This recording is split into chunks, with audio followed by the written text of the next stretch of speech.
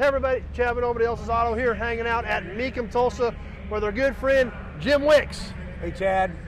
Now, every time we're hanging out with Jim, we always hang out in all these auctions, but we always try to learn something about Mustangs, Shelbys, and we got a pair right here that are pretty knockout cars. Yes, they are. This GT500 KR convertible, the Acapulco blue is my favorite color. This is for 68.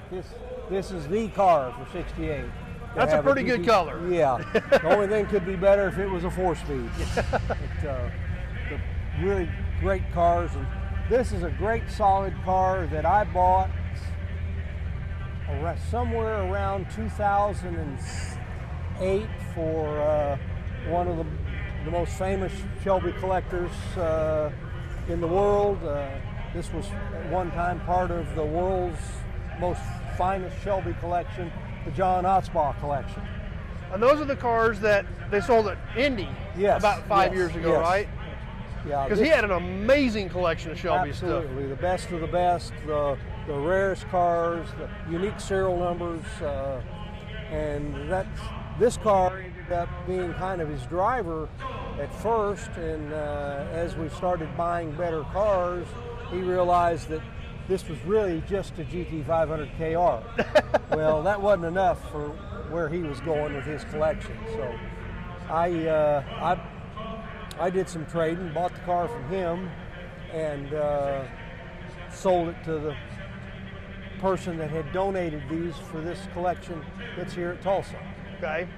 Because these cars, along with several others, are all being sold for a charity. Yes, all being sold as a charity, which it's a wonderful thing. I mean, that's awesome. So this particular car here, obviously you've owned this car for almost 20 years now at this point. So what are some interesting features about this car? Well, it's such a good solid car. I mean, rust-wise there just isn't any. It's pretty much got about all of the right parts. And again, the Acapulco blue convertible with the white top, it just doesn't get any better than that. It just... Now, putting this engine in here does not leave a lot of real estate, does it? No, but the 428 is the same dimensions externally as the 390, which Ford was doing lots of 390 convertibles and Mustangs as well. Right. But again, what's the significance of the Cobra Jet and the GT500 KR? Well, in the automotive world of what goes on behind different scenarios and what different manufacturers were thinking, Carroll Shelby got the word that GM was looking at using the words "King of the Road" on one of their upcoming cars, and Carroll thought, I'm going to beat him to the punch. So when the Cobra Jet became available in the Mustang, and he took the cars and made those from GT500s into GT500 KRs. The regular GT500 had the Police Interceptor 428 in it. Okay. And the Cobra Jet was a major upgrade. And he branded them as the KR. And he branded it as the GT500 KR. But it is the Cobra Jet engine. Yes. Is what that stands. What that meant, basically. So there again, another little interesting tidbit of Shelby history. Very, very few just Cobra Jet convertibles were built that year. The majority of the Cobra Jet production in convertibles went to Shelby for the GT500 KRs. Okay. So they still didn't make a ton of these cars at all anyway. No. Now this particular car here, when we step back and look at it with the white stripes, the white top against the Acapulco blue, it's a stunning car. Oh, absolutely. I mean, especially considering this car was probably done in the 90s. Oh, wow. It's probably a 30-year-old restoration, but still looks this good. It is. And it's just, apparently by looking at all of the components and everything, must have been a very, very well kept car. Yeah. So it was a restorer's dream to get a hold of a car like this. Right. And this car, obviously, since it came out of the Otzbaugh collection, I mean, that guy had everything Shelby. if it was related to Shelby, he had it. Yes, the So, best of the best. For this car to come out of that collection says something about it. Right. That it was a good quality car even back then. Yes. Well, anything he had was good quality. That was the main thing he wanted, was quality, quality, quality. Well, quantity did not matter. He wanted the best of the best. Well, and 5R002, Yes. which sold in the millions, was part of that collection. That's probably the world's most famous Mustang, actually, because that was shown in many, many ads and many, many pictures and many things, even today, taglined as the Flying Mustang. Right. Always 4 wheels in the air at Green Valley Raceway with Ken Miles driving. Yep. And you were involved in the restoration of that car for the As Asphalt well, collection. and gathering pieces and parts, and that car was a John Brown restoration, and John's the best guy on the 65 and 6 Shelbys on the planet. Now, on the rear of these cars, obviously we had side scoops that were different than a Mustang, Yes. but this trunk lid and this quarter extensions, now these are Shelby pieces. Yes. And was this a convertible only deal, or did the coupes use these as well? The fastbacks had, of course, a shorter deck lid. Right. And but had the same look to the back. You couldn't tell the difference from the back. But the other thing about the Ford gathered on with the styling of the GT500 convertibles and made that into the California Special. Okay, right, yep. Yeah, yep. all of the little GTCS cars that you saw for 1968 were actually a modeled with takeoff these parts. using the Shelby parts. Okay. And wasn't there a Colorado version of that as well? Yes, there was. There was a High Country Special. Okay. Same deal? Same deal. Yeah, just took the Shelby parts right off the line and put them on the Mustang instead. Okay. So there again, some more interesting trivia. And obviously these have a great tail end with the way these tail lights and stuff are set up on these cars. The tail lights are 65 Thunderbird. Right. And they were upgraded with the sequentials to where the lights blinked from the inside out for your turn signals. Just a lot of little interesting tidbits about these cars that all added together to make them so special. One other little interesting tidbit, that if this would have been a GT500 convertible, it would have said Shelby Cobra right here. Oh. But because of wanting to play off of the Cobra Jet, they put the Cobra Jet nomenclature there. There again, that's what's great about talking to you. We learn all these little weird intricacies about these cars. Another question often asked is why did it seem that the Shelbys had the antennas on the rear quarter instead of on the front fender in the typical Mustang scenario? Right. Well, that was because that Ford felt that the engine waves off of the engine, especially if the alternator would be going bad, or the idea that the fiberglass hood didn't deflect the engine waves and could be picked up by your antenna. So they put the antenna on the back for better radio performance. And that was one of Shelby's deals. Yes. I never knew that. Well, that's a pretty amazing car. I can't wait to see it go across the block and selling it no reserve. Yeah, here it is at no reserve. And again, looking at the inside, other than carpet, this car, that's totally the original interior. Oh, wow. Now, I didn't realize they had the Cobra snake on the center armrest. It's got the Shelby snake embossed on the console top.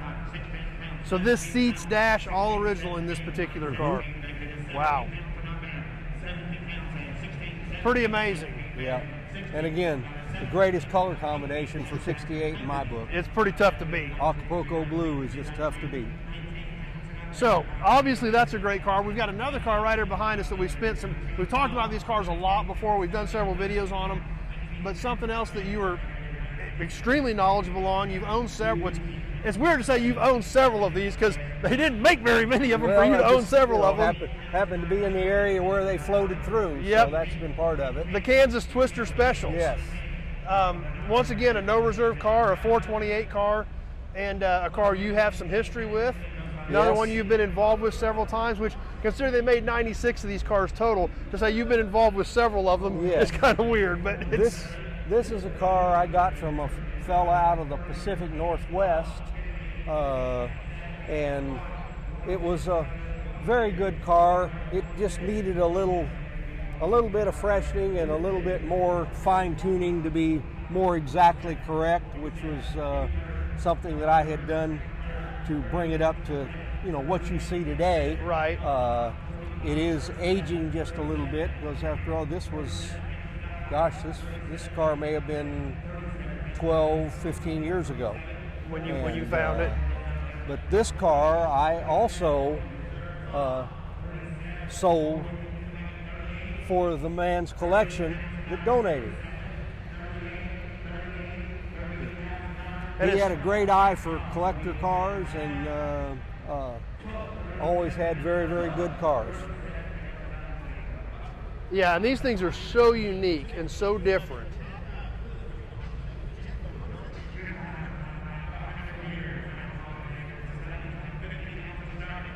It's just weird for there only to be 96 of these for you to have been involved in so many of the stories. Been in the right place at the right time. But that's your wheelhouse. I mean, you know, this stuff is right in your alley.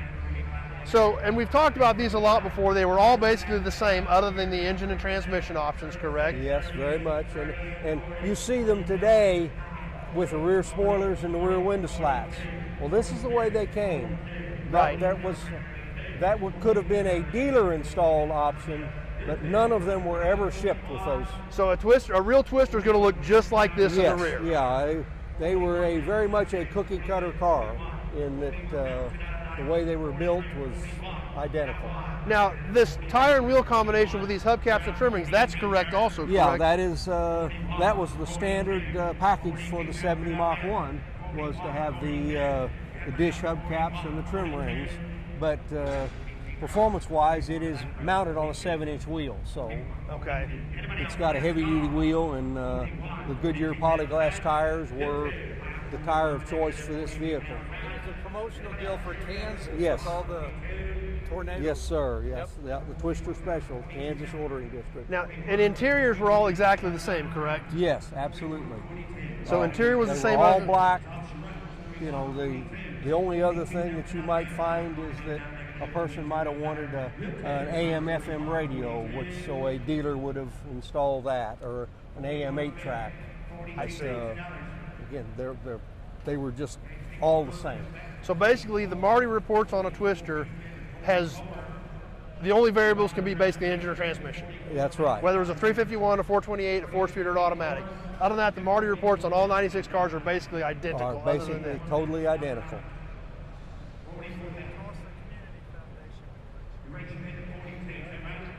Well, that's always interesting to learn more about these cars, especially with only being 96 of these built. A lot of people have never seen one. A lot of people have heard of them, but a lot of people have never seen one in person.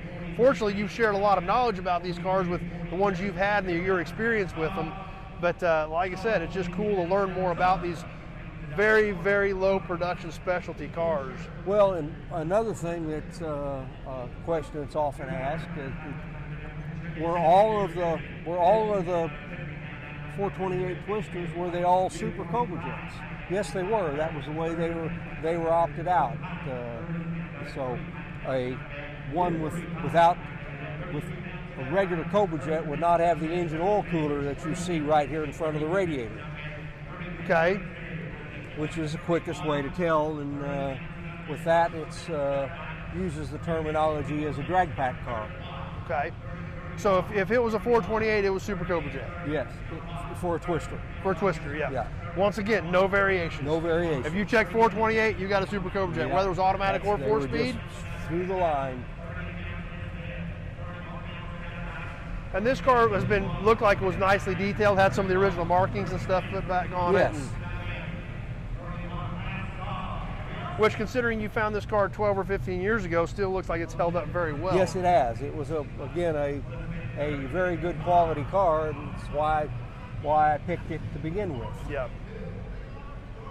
Well, once again, super interesting stuff. Jim, thanks for taking some time with us. Anything else about these two particular cars we need to mention? I think you've covered it really well, and again, two outstanding cars. I'm proud to say I had an association with them. And going across the block tomorrow at no reserve. So we'll see where they stand. Well, Jim, thanks. I appreciate you taking some time with us. All right. Stay tuned. We got more cool stuff coming up. Hope you enjoyed this video. Once again, more knowledge from Jim Wicks. We always learn something every time we hang out with him, and that's the whole purpose. So, Jim, I appreciate Chad, that. see you down the road. All right, stay tuned. We'll see you soon on the next video.